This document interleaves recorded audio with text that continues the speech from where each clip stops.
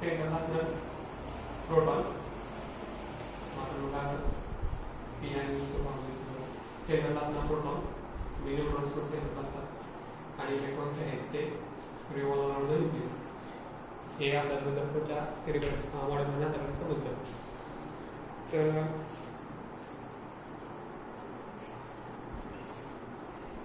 मग आता आपण बघूया ॲटॉमिक नंबर.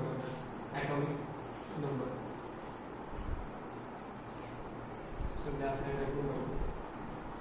तर atomic number is denoted by Z. It is denoted by Z and Z equal to number of protons. म्हणजे जेवढे नंबर ऑफ प्रोटॉन्स तेवढे ती म्हणजे त्याची ॲटॉमिक नंबर. त्यानंतर इलेक्ट्रॉन करणार जेवढे प्रोटॉन्स तेवढे इलेक्ट्रॉन्स.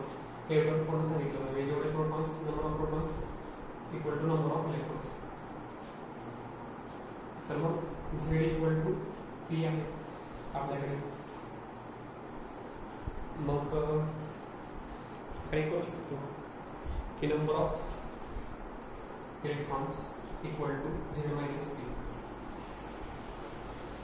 म्हणजे Z मायनस P जेवढे प्रोटॉन्स आणि जेवढा ॲटॉमिक मास त्याला जेवढे नंबर ऑफ प्रोटॉन्स. तर हे कसं ते पण बघू. तर नेक्स्ट प्रॉपर्टीज ॲटॉमिक मास और मास नंबर म्हणा किंवा ॲटॉमिक मास किंवा atomic weight. and it is denoted by capital A. So capital A equal to number of protons per number of electrons म्हणजे कॅपिटल. तर आता सांगितलं की इलेक्ट्रॉनचं मास खूप कमी असतं. किती आणतात ते 9.1 × 10⁻³ kg म्हणजे खूप कमी आहे. तर आपण इलेक्ट्रॉन शिकतो. सो प्रोटॉन्स आणि न्यूट्रॉन्सला जास्त मास असतं. त्यामुळे मास वेळ काय होणार त्याचीच बेरीज होणार प्रोटॉन प्लस न्यूट्रॉनच्या मासची बेरीज. तर सपोज एखादा एलिमेंट दिला असेल एक्स एक एलिमेंट आहे तर त्याच्या बेसला झेड लिहितात आणि त्याच्या टॉपला ए लिहितात. डोक्यावरती आणि खाली झेड म्हणजे आपण कसं वेळ करतो वरून खाली A to Z. तर एक एलिमेंट बघा ए ने एक एलिमेंट आहे एलिमेंट आणि त्याच्यावरती पॉझिटिव्ह चार्ज आहे. तर त्याच्यामध्ये प्रोटॉन्स किती असतील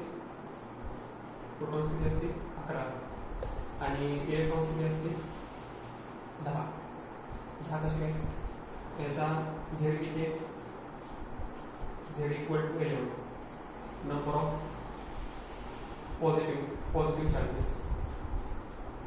इलेक्ट्रॉन्स काढण्यासाठी नंबर ऑफ पॉझिटिव्ह चार्जेस करायचे म्हणजे 11 प्रोटॉनचे 11 प्लस त्याच्यावरचा एक चार्ज म्हणजे 12 charge.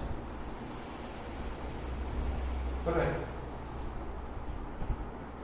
So n number of electrons किती झाले sorry total positive charge on atom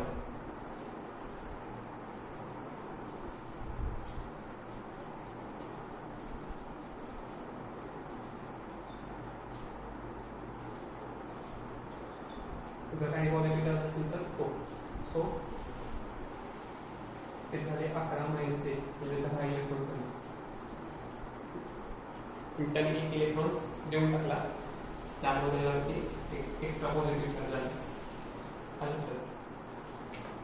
त्यानंतर आपण एक बघूया लाईक फ्लोरीन -1 तर याच्यावरून झेड आपल्या 9 आहे.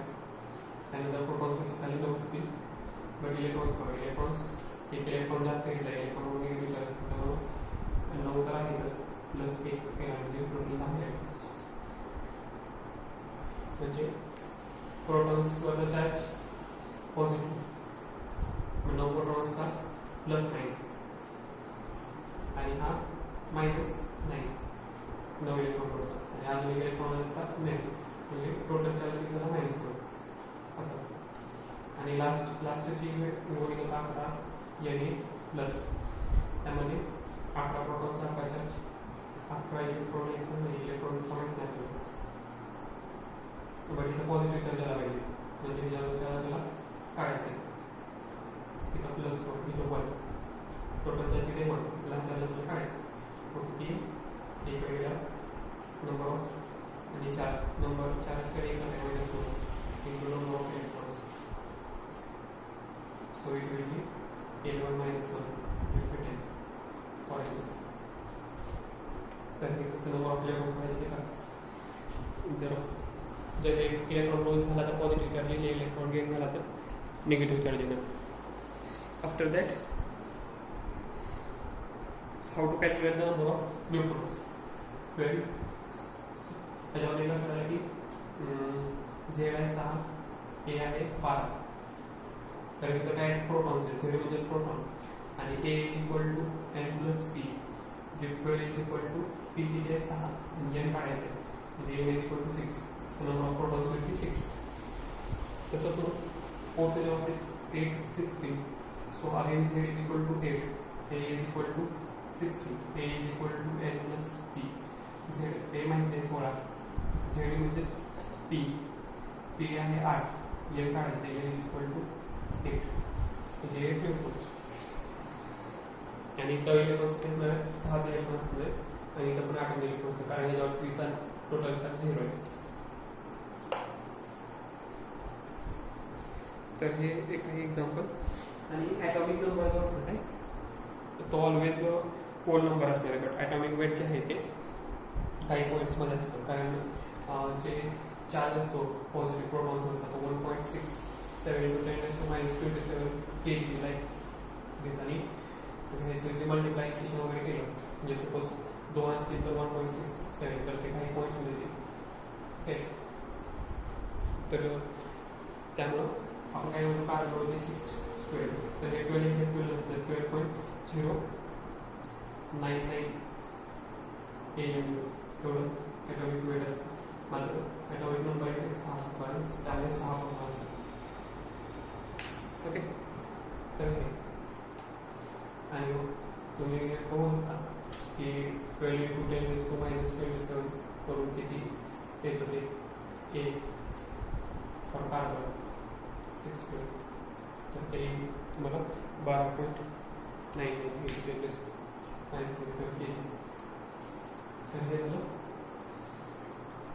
Mass number atomic number.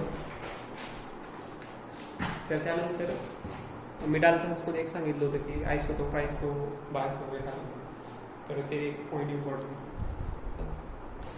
तसं बोलू तर काय आपण आयसोटोप म्हणजे काय तर एक्झाम्पल घेऊ शकतो. एक्झाम्पल H11 H12 H13 तर इथं जे काय सगळ्यांचा 1 A काय 1 2 3 A म्हणजे atomic weight atomic number A म्हणजे मास नंबर.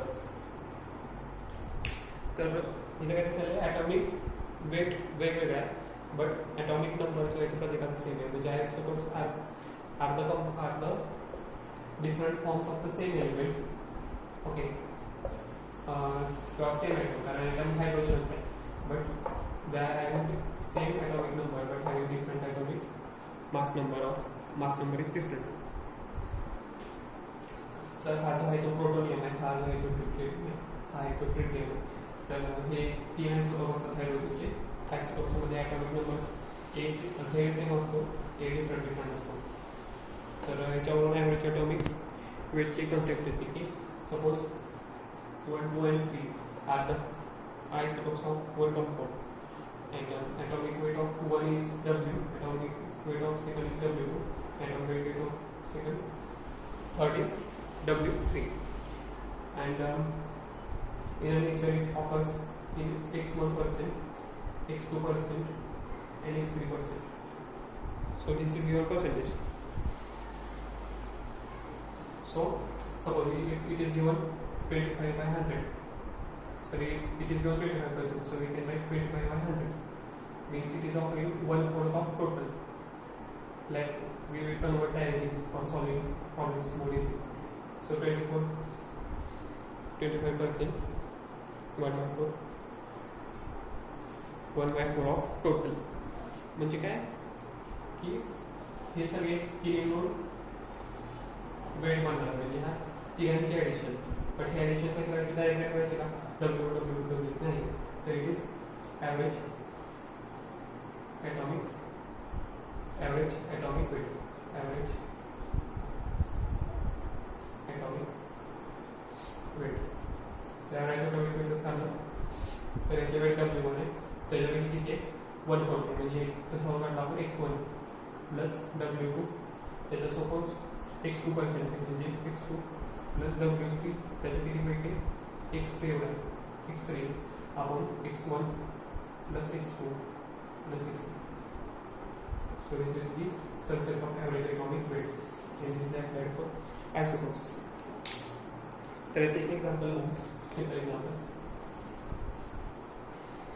क्लोरीनचे 2 आयसोटोप्स 17-35 आणि क्लोरीन 17-37. तर ह्या 37 आहे तर ह्याच्या 25% प्रेझेंट असतात म्हणजे याचं 25 म्हणजे राहिलेलं 75%. म्हणजे टोटल क्लोरीन असतं 17, 30.5, 35.5 हे जे आपण वापरतो. तर त्याच्यामधलं 35% असतं आणि 35 आहे ते 75 म्हणजे 75 म्हणजे 3/4 and 1/4. तर atomic weight average atomic weight असताना 1/4 into 37 plus 3/4 of 35 divided by 1/4 plus 3/4. So you will get value. Okay. तर सगळीकडचं 4 कॅन्सल करा. तर मी काही 37 आणि 35 डिवायडेड बाय 4. तर याच्यावर तुम्हाला व्हॅल्यू होईल सिम्पल 35.5 ॲव्हरेज फॉर फ्लोरीन. तर असं पर्सेंटेज दिलं असेल तर ॲव्हरेज ॲटॉमिक वेट काढायचं. त्यानंतर कन्सेप्ट आयसोटोप झाले. आयसोबार्समध्ये आयसोटोपचं उलटं. मग आयसोबार्स हेलियम, हायड्रोजन आणि helium 1, 2, 3, 3. It is tritium and it is helium. But okay, so here A R33 NZ 1, 2 means A are same. Means atomic weight of the two compounds or two elements are same. Atomic number is changing. Atomic number is different. So these are isomers. Then we will see about the isotones.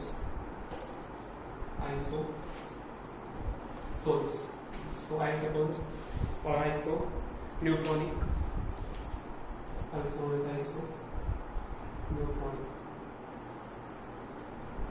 So iso means same and neutronics means neutron. So न्यूट्रॉनचा number जो आहे तो दोन्हीमध्ये कसा असणार आहे same असणार आहे. याचं एक्झाम्पल हायड्रोजन 1, 3, हेलियम 2, 4. तर मग नंबर ऑफ न्यूट्रॉन्स इथं झेड किती आहे 1, इथं झेड किती आहे 2, इथं ए किती आहे 3, इथं ए किती आहे 4. मग झेड म्हणजे P, Z equal to P. मग N plus P equal to A. मग ए किती आहे 3 - 4 2. इथं पण 4 - 2 इक्वल टू 2. एन इक्वल म्हणजे नंबर ऑफ न्यूट्रॉन्स दोन्हीकडे सेम आहे. So they are isotones. Isotonic, isoneutronic. Neutronic म्हणून neutron same. Similarly iso electronic पण असतं तसंच. आयसो इलेक्ट्रॉनिक म्हणजे इलेक्ट्रॉन सेम. तर आयसो इलेक्ट्रॉनिकचे एक्झाम्पल क्लोरीन आणि आर्गॉन. तर क्लोरीनमध्ये बघा 17 is Z equal to 17 and Z is 18.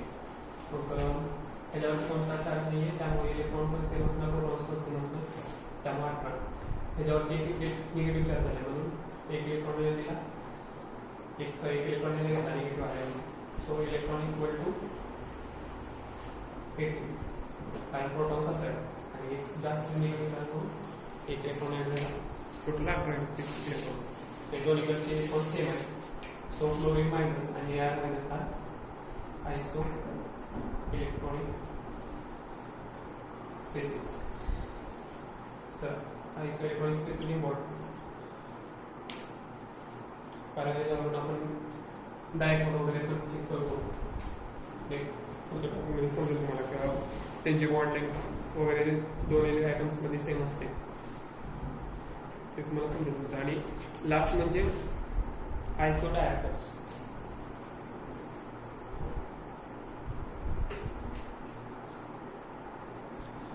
तर आयसो डायॲटम्स मध्ये काय तर याचं एक्झाम्पल घ्या आणि याचं एक्झाम्पल.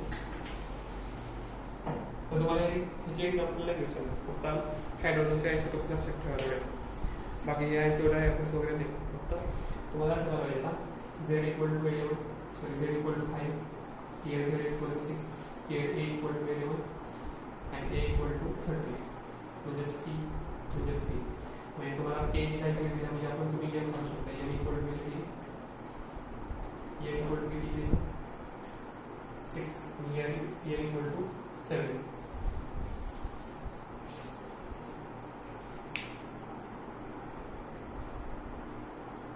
ओके. तर याच्यामध्ये n मायनस p जर केलं तुम्ही 6 मायनस 5 इक्वल टू 1 आणि इथं पण n मायनस p केलं 7 मायनस 6 इक्वल टू 1. तर हा n मायनस 1 हा रेशो आहे सॉरी जो नंबर आहे तो सेम येतो म्हणून दे आर आयसो डायॲटम्स. तर हे जस्ट लक्षात ठेवा की तुम्हाला बोललं n मायनस p बॉरॉनसाठी पण 1 आहे आणि कार्बनसाठी पण 1 आहे. तर ते काय तर ते आयसो डायॲटम्स आहे. तर एकच काढायचं n मायनस p सेम होतं. तर हे काही ज्या काही कन्सेप्ट होत्या ज्या काही इम्पॉर्टंट कन्सेप्ट आहेत ते. आणि लक्षात ठेवा की इलेक्ट्रॉनचा शोध जे सर जे ते थॉम्सनने लावला. त्यानंतर न्यूट्रॉनचा शोध सॅडविकने लावला. त्यानंतर आयसोटोप्स सॉरी त्यानंतर atomic number Z atomic mass A किंवा ॲटॉमिक वेट. त्यानंतर त्यावर शिकलो आपण आयसोटोप्स आयसोबार्स. ओके. त्यानंतर आयसो डायॲटम्स आयसो न्यूट्रॉनिक स्पेसिस आयसो इलेक्ट्रॉनिक स्पेसिस. तर हे सगळं वाचून ठेवा NCERT मधून पण. थँक्यू.